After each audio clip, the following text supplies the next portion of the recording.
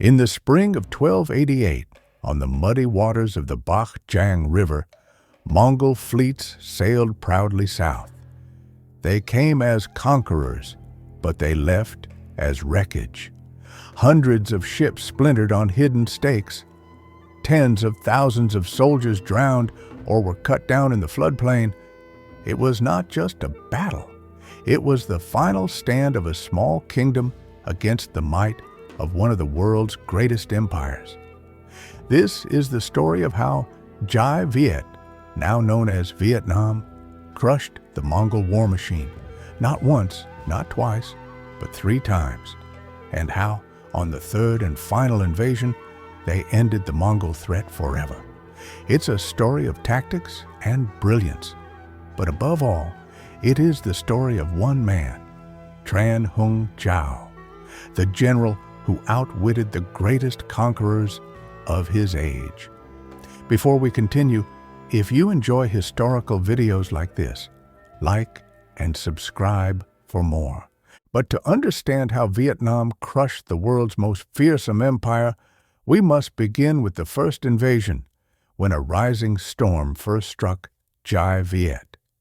The year is 1257. Kublai Khan is not yet the Great Khan, but his brother Mongol rules the vast Mongol Empire.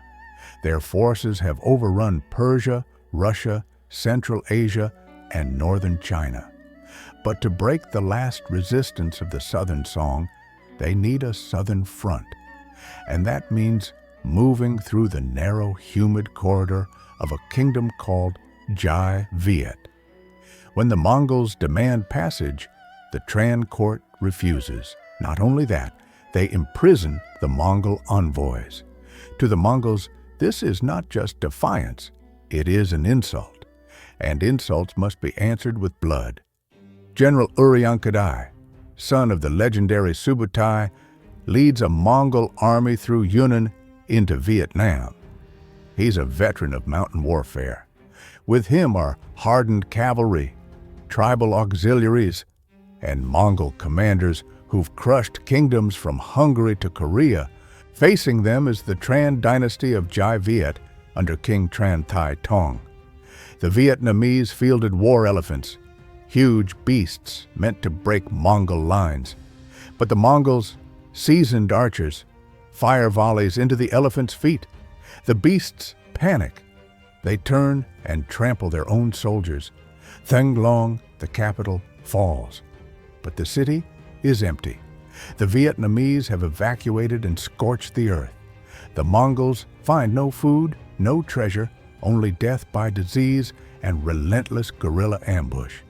They last barely 2 weeks before retreating north, sick, starving, and harassed at every step. It wasn't a conquest, it was a warning. Afterward, Vietnam pays tribute, but their sovereignty remains intact. The Mongols, by then, were content to move on. Fast forward nearly 3 decades. It was then the year 1285. Kublai Khan sat on the dragon throne in Dadu, the Yuan capital. He has conquered China and declared himself the first emperor of the Yuan dynasty. But he has not forgotten Đại Việt. The Trần dynasty had also stopped paying tribute. Worse, they refused to allow Mongol envoys safe passage to Champa, further south. Kublai responds with fury. He sends his son, Prince Togan, to lead a massive invasion with tens of thousands of men, a river fleet, and a 2-pronged assault, one from the north through Yuan, and one from the south via Champa. The Mongols mean to trap Đại Việt between them, crush its resistance, and install a puppet king loyal to Yuan China. But the Vietnamese have learned. Enter Trần Hưng Đạo. He's not a king, but he is the supreme commander of Đại Việt armies, a nobleman, a strategist, a patriot. He has studied the Mongol playbook, and he knows that the only way to defeat them is to not play by their rules. He orders a strategic retreat. Vietnamese forces avoided meeting the Mongols in open battle. They melt into the jungles. They burn their own food supplies. They harass the flanks of the advancing Mongol armies. As the Mongols moved deeper into Vietnamese territory, they found only hunger, heat, and ambush. Thung Long is once more abandoned. Mongol troops take the capital, but as before, it offers only silence and smoke. The heat is unbearable. Their supply lines are cut, and then, at the moment of greatest fatigue, Trần Hưng Đạo strikes. In a fierce counteroffensive, Vietnamese forces attacked on rivers, in swamps, and through narrow mountain passes. General Sogetu, leading the southern column, was killed. Togan, leading the northern column, was forced to flee, humiliated, sick, and broken. Legend said he had to hide in a wooden crate just to escape detection. By the summer of 1285, the Mongols were routed. Vietnam had won its second victory. But Kublai Khan was not done. He prepared a third invasion. This time, he planned for everything. In 1287, the Mongols invaded again. Prince Togan led the army from the north.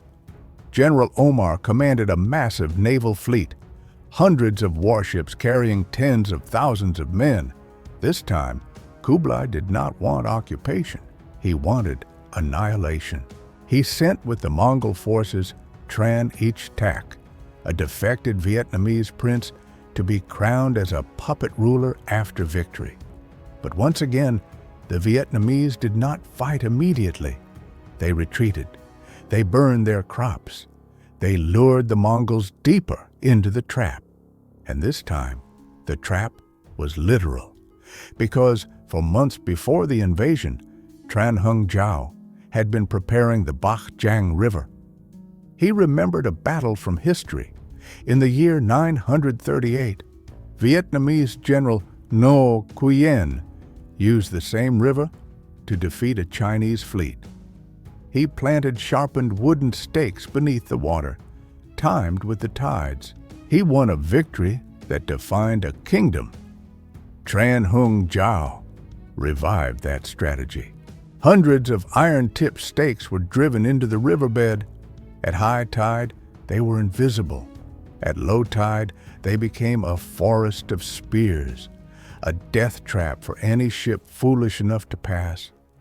By early 1288, the Mongols were deep in Vietnamese territory. They again captured Thung Long, but again, they found nothing. Supplies ran low.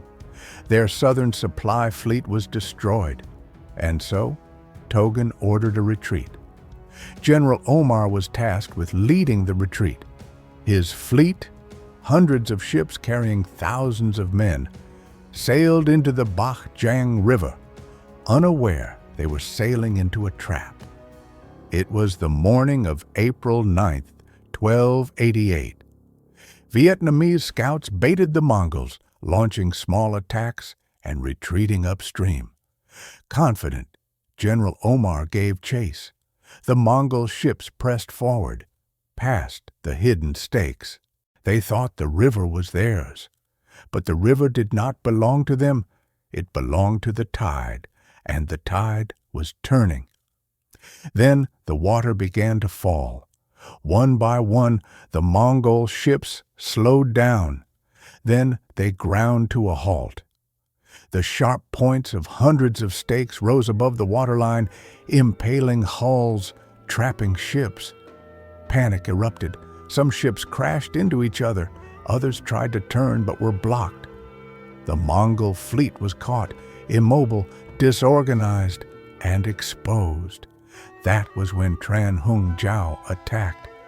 From the banks, thousands of Vietnamese archers unleashed a storm of arrows. Fire rafts were floated into the trapped fleet. Flames spread from ship to ship. There was no escape. The river became a graveyard. General Omar was captured. By the time the tide rose again, it was too late. The Mongol navy was gone. The Bạch Đằng River ran red.